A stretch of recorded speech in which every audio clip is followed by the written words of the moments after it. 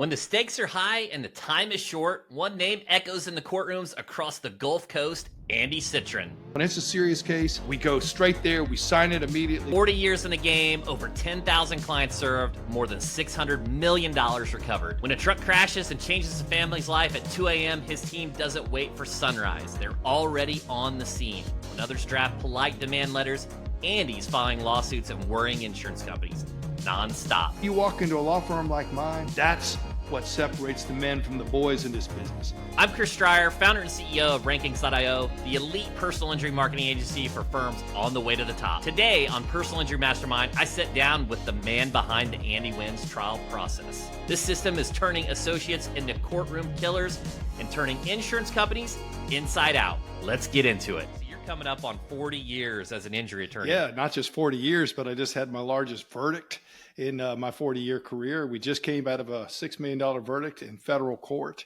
over in Mobile.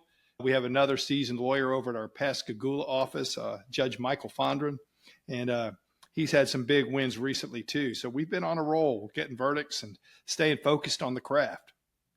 Let's go. So tell me about the big case, the big verdict. Tell me a little bit about it. 18-wheeler driver was on his cell phone, ran into a divided highway. He was already on disability, but he had a traumatic brain injury, and he was a wonderful man. And I'll tell you, it was a joy to be in federal court, because federal court and their tight deadlines, and it's almost too rigid with the pretrial and all that, but they keep a case on track and delivers one of the things that I think that my firm's known for, which is high tempo. And I like that high tempo. So we got it from crash to verdict in just over 3 years, which is good for a case of that magnitude.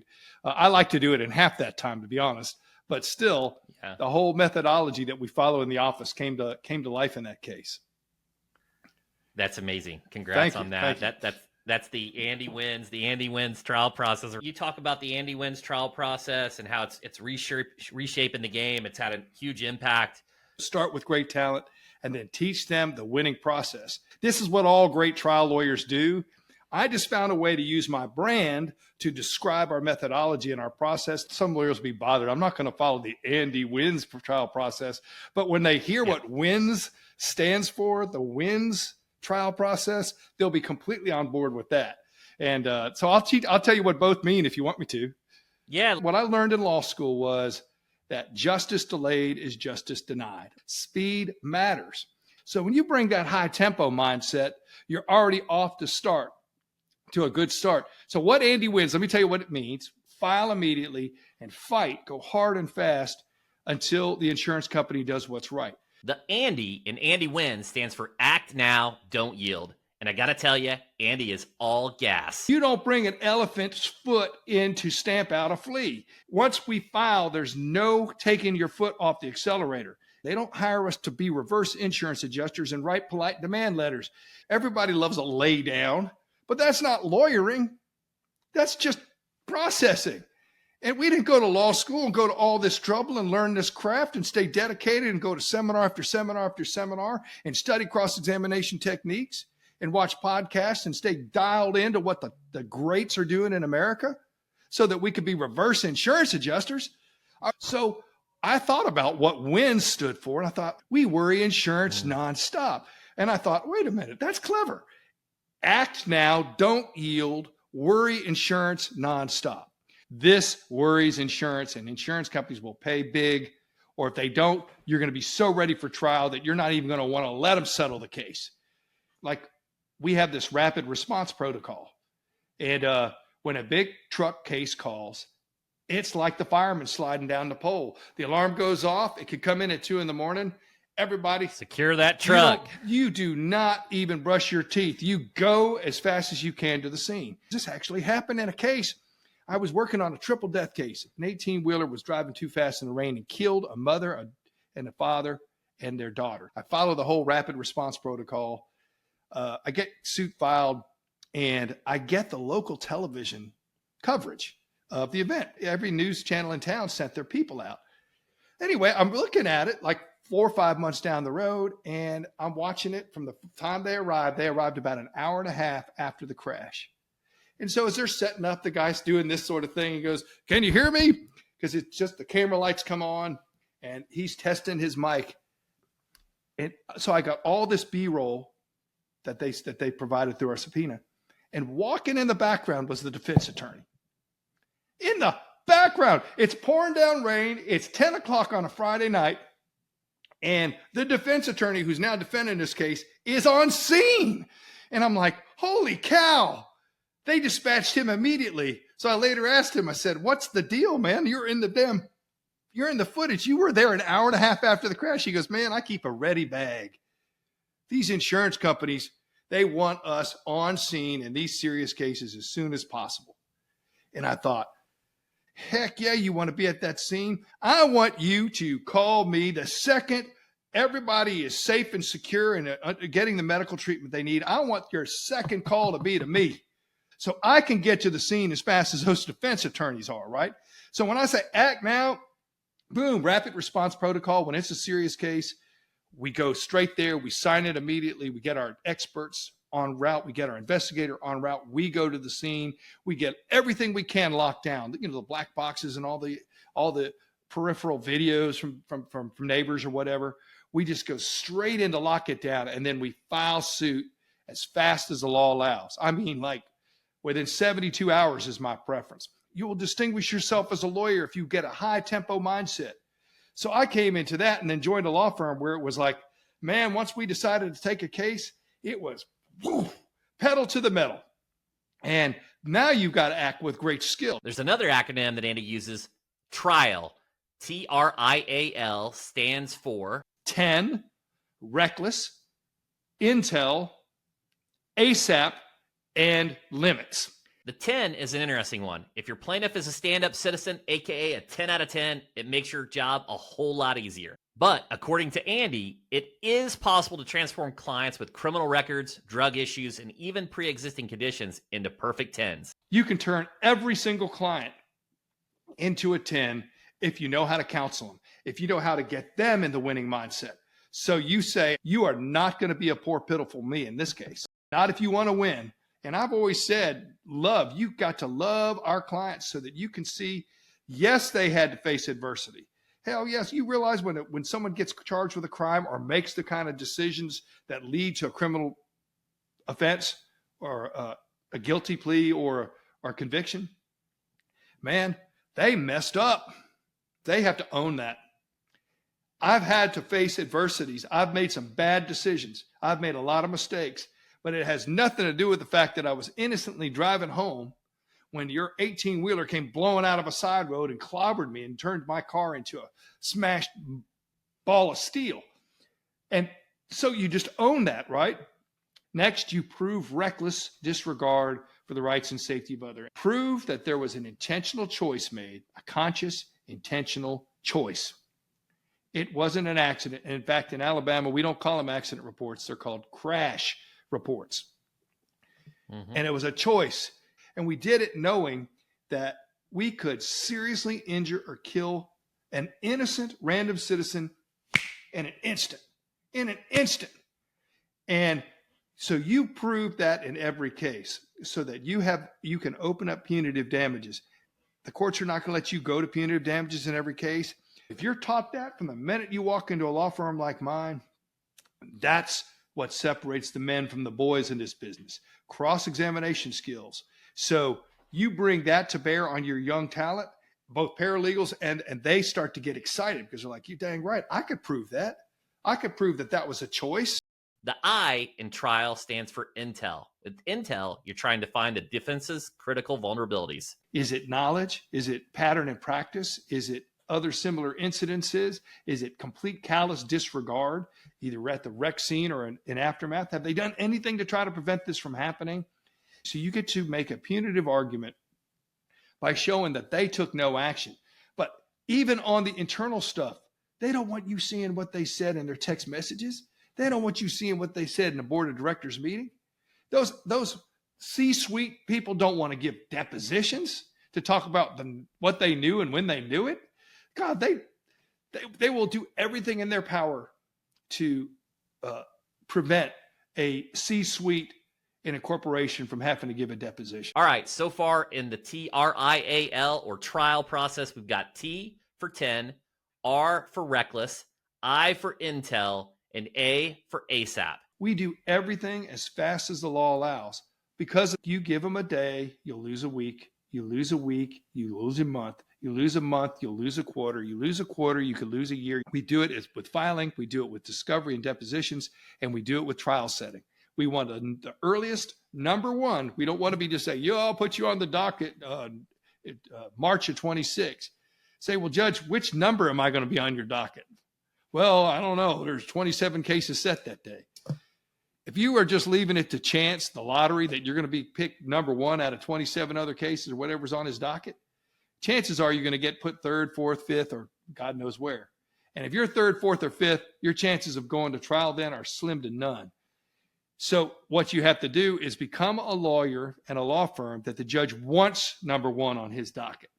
You are polite, you're professional, you're always prepared, you're right on the law, you deliver the tight, concise briefs so the judge can feel confident these guys are not going to lead me astray. I'm not going to get reversed. They're going to give me a fast, speedy trial. You do that in front of a judge a few times, and all of a sudden you're going to be getting all the number one trial settings. But I always say to the defense, look at Rule 1C. It's just commandment. We shall ensure the just, speedy, and inexpensive resolution of every action. So you're professionally obliged to follow Rule 1 as much as I am. And look, my client is the injured party here. You're just protecting insurance money. We're going to set this case for trial, and I do not want to hear any asks for continuance. So the judges, if they see that you're going to show up and you're going to be professional, you're going to be concise, you're going to bring a worthy case in their court, they will do what they can do to accommodate the defense lawyers within reason, but they will get you to trial as soon as possible. That's how you do it. You win the judge through professionalism and skill and speed. And then that last thing is limits. One of the biggest tragedies we personal injury lawyers have to deal with is people will come to us with catastrophic injuries or deaths, and there's almost no insurance. Right? In Alabama, you're only required to have a $25,000 liability policy, and you can drive a car. Now, under federal law, you're only required to have $750,000 to drive an 18-wheeler. Now, a lot of them have more, but most of our serious injuries and death cases come from car wrecks. So what can a lawyer do? Well, a lawyer can try to pop limits. And what that means is you get the case, move fast, like I'm saying, and you get in front of the insurance company and you say, look, your client, Chris Dreyer, only has $25,000. We're going to give you 10 days to pay that $25,000. And if you don't, there will never be another chance to settle this case for your policy limits, because we're going to be going for an excess judgment against you for negligent failure to settle. So what we try to do is, this is our only leverage over the insurance companies to make sure they move fast, because we give them a reasonable deadline. The law says that if an insurance company receives, your insurance company, let's say it's you, Chris, you've caused a bad car crash and you've caused a $500,000 injury, but you've only got $25,000 in coverage. If we, representing the plaintiff, give the insurance company all the information that they need to make a settlement decision, and they do it negligently, they're on the hook for whatever damage the jury, whatever verdict the jury ultimately returns. It's hard to prove. That's why I say it's rarefied air. But great lawyers, the great technicians that are really good at this, they know how to pop limits.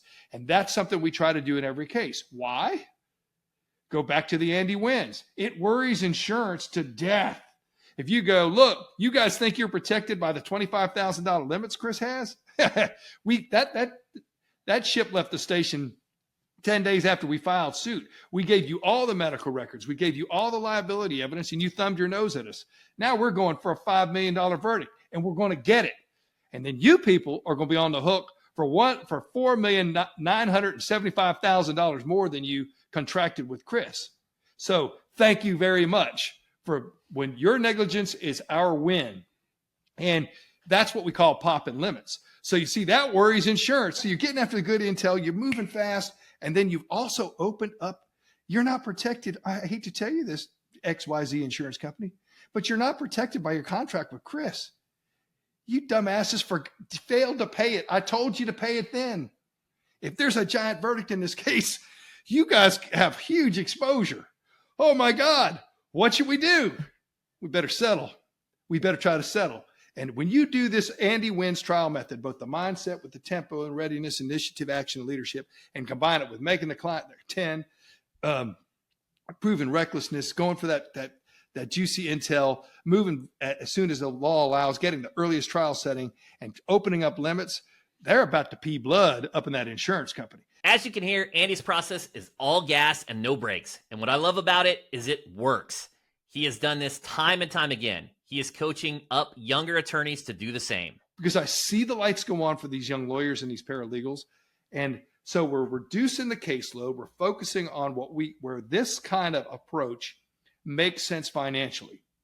Because if I go Andy Wins trial process on a $50,000 case, I'm not going to keep it inexpensive.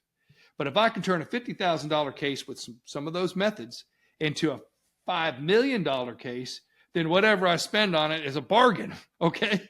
So, and if I have a big case with huge limits, that system works with those cases as well. So that's the approach. And that's why I'm excited, because I can teach this. We just hired 2 young lawyers. They're both 30. And they joined us back in January. And they just got back from Trial Lawyers University, where they were going to study all the techniques. Because if you start with great talent and then you bring them in and you teach them our process and you reward them when they do it the right way, and you reward the behaviors that you're looking for. So we now pay for verdicts extra. We want to incentivize verdicts. I don't care if you get a defense verdict or a plaintiff's verdict, but you just show me that you followed the process and you took it to verdict, and then I give you a bonus, even if it's a defense verdict. You can't win them all. I want you learning the mindset and seeing and then practicing it. You get in that batting cage as often as you can. Andy pushes his trials to be as quick as possible. Fast trials equal happy juries and larger verdicts. The longer a case draws out, those jurors are getting bored. They're waiting in the hallway. They're day 2, day 5, day 6. When those cases drag out like that, they're eventually going to not be able to resist the temptation to start doing some research and talking to people, and they're going to get influenced. And then they're going to start thinking of things that could have happened or should have happened. And instead of just being in a hard and fast trial where they get to the point and they're asked to decide, where there is no time for all that, for that outside influence, you drag a case out, idle hands are going to be the devil's workshop, and they might end up returning a smaller verdict because of those outside influences that can infiltrate and contaminate the legal process. So you got to have a great technical team that can handle all of the courtroom technology, the graphics, the simplification. They're good storytellers. They're producers. You got to have them on your team, because ultimately you're producing a story that is going to provide a compelling outcome, hopefully a compelling outcome for your client, because the jury gets to decide. They're watching the whole thing unfold. And if it doesn't move quickly and stay consistent and drive it home, then you're going to lose the jury. And so you got to become technical. You've got to have technical expertise. If you're really bad at it like I am, then you got to get a who. You got to find someone who can do that for you. And Dan Sullivan there. Yeah, exactly. Andy, that was a masterclass of motivation. Those red meat eaters, if they're listening to the pod at night, they're not going to be able to sleep. I think you nailed the focus of this podcast, and I think we put a stamp on it for our audience listening that wants to connect with a real through and through trial attorney. How can they get in touch with you? AndyWins.com, or just call me. I would literally talk to anybody. If they're on from this podcast, call my cell phone. I'm at 251-454-0040. Text me first. Let me know you're calling me about the podcast, and then let me know who you are, and I'll reach right out. But it's also just reach out through the firm, which is 251-888-8888. And but yeah, I would just assume reach out to me through the cell phone text. That's a wrap with Andy Citrin. If you're fired up, do me a favor, subscribe to Personal Injury Mastermind and never miss an episode. Until next time, keep your foot on the gas.